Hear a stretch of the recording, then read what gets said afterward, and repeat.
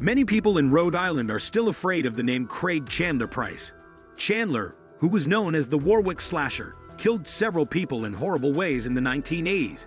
He scared the community and left a path of destruction in his wake. But who was Craig Chandler Price, and why did he do such terrible things? We will know everything in this video, as we look into the past of this well-known serial killer. Get ready to be amazed as we look into the mind of this serial killer and see how his crimes affected the people around him from his early days as a juvenile offender to his adult years as a ruthless killer. But before that, if you haven't subscribed to our channel, then hit the subscribe button first and also press the bell icon for regular updates. Let's continue. Early life and criminal activities. Chandler Price was born on October 11, 1973, and grew up in Warwick, a small town in the United States. He started his life of crime when he was young. He broke into homes, stole things, stalked people, used drugs, and hurt people. Even more shocking is that he did most of his bad things to his own family. As Price got older, he joined a group of young criminals and started breaking into homes with them. This was just the first time he broke the law. Craig Chandler Price's first murder. Price committed his first murder on July 27, 1987, when he was only 13 years old. On that fatal day, he broke into his neighbor Rebecca Spencer's house and attacked her brutally, stabbing her 58 times with a packing knife he took from her kitchen. The murder of Rebecca shook the neighborhood to its core, and there were no leads in the probe. But that was just the beginning of Price's rule of terror. All of his victims lived in the same area, and he always did things the same way. He would break into their homes, take the knives from their kitchens, and start stabbing and slashing them so hard that the blades would break. The aftermath looked like a scene from a horror movie, with people cut up and lying in pools of blood. At such a young age, it's hard to think of what can make someone do such horrible things. A serial killer's mind is complicated, and looking into it can be a scary and dark experience. But to stop future tragedies, it's important to know what makes someone like Price kill. The Heaton family murders. 2 years after Rebecca Spencer was killed brutally, a guy named Price broke into the home of the Heaton family to rob them. But things turned bad very quickly. Price was high on LSD when he met Joan, the mother of the family. He was scared and acted angrily when he saw her. As Joan yelled for help, her 2 little girls, Jennifer and Melissa, were startled awake because the screams were so loud. Price got a knife from the kitchen and struck all 3 family members. But the terrible things didn't end there. Price went crazy and bit Joan and one of the girls. He also used a stool to hit Melissa on the head in the kitchen. Investigation and arrest. The FBI was interested in the brutal killing of the Heaton family as a whole and the shocking parallels to another murder case. The investigation showed that the person who did it was probably from the area, since the 2 crime places were close to each other. This idea is strengthened by the fact that the attacker cut his hand while stabbing the Heatons. And when 2 police officers talked to Price in September 1989, they saw a cut on his hand. Price was arrested because of the investigation.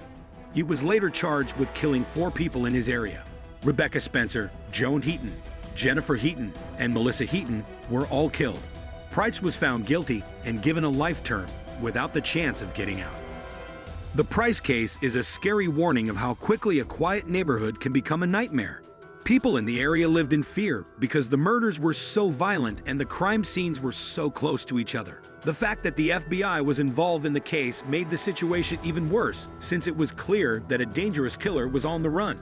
Price tried to make up a story to explain his injuries when he was brought to the police station to be questioned.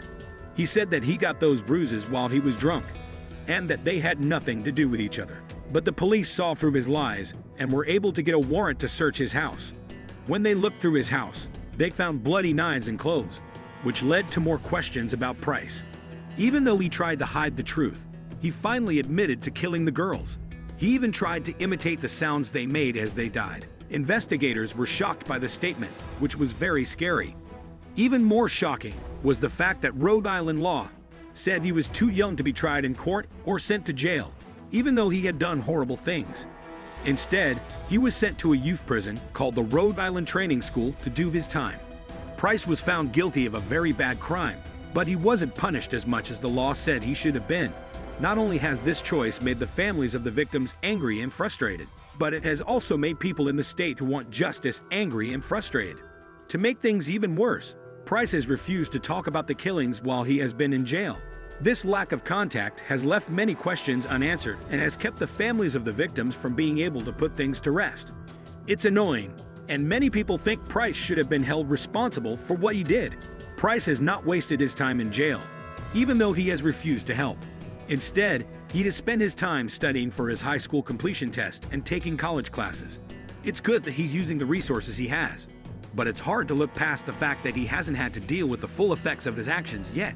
The controversial case of Price. Price was a good prisoner, which gave him the chance to help other prisoners and do simple security work. But not everyone liked the freedoms he was given, which led to a public protest and efforts to keep him locked up. Some of the people who tried to keep Price from being released were the families of the murder victims, the assistant attorney general, and the police captain who had looked into the killings. Their work led to the passing of a law that gave the Attorney General's office the power to send mentally ill people to a mental health center if they were a threat to society. Even though Price had been a good boy, he was caught in 1994 and charged with simple assault and extortion.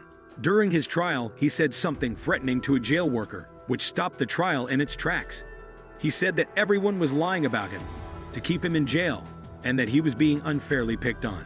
Because of the circumstances surrounding his case, the judge was left with no other option but to sentence him to 15 years in prison, which is a penalty that is intended to motivate him to make positive changes in his life. However, things did not turn out the way we had anticipated. The fact that Price's rage and antagonism did not subside while he was incarcerated was an unsettling development in the course of events.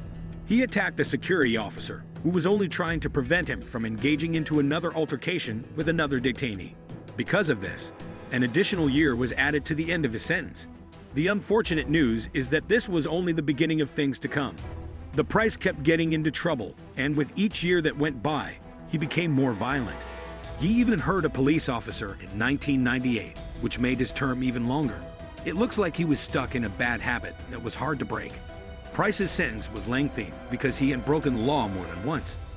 This meant that he would spend more time in jail than was originally planned. It's a sad case that shows what can happen when people don't think things through and don't have self-control. In 2017, Price was accused of stabbing a fellow inmate with a homemade knife at the Suwanee Correctional Institution in Live Oak, Florida. He was sentenced to 25 years in prison in 2019 for this crime, further lengthening his already extended sentence. I guess that is the end of today's video. Although Price was eventually caught and convicted, the case raises questions about the justice system and the punishment for young offenders. We hope you found this video informative, and if you did, please hit the subscribe button and the bell icon for more content. Thank you.